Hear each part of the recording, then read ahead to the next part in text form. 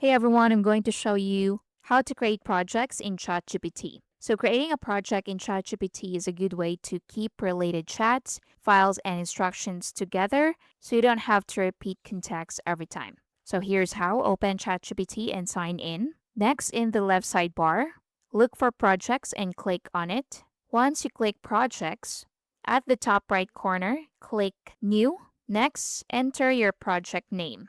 Once done, next, down here, so you can click this arrow right here and you have default memory. So this project can access memory from outside chats and vice versa.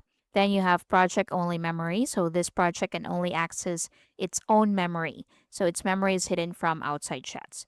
So choose one and then click create project. So once the project is created, so you can start new chats within it.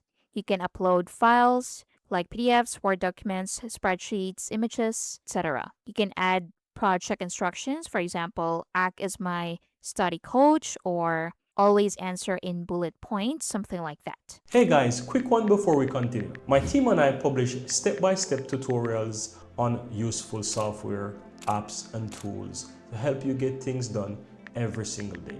And so if you're finding these videos useful, I'd really appreciate if you hit that subscribe button and give this video a like.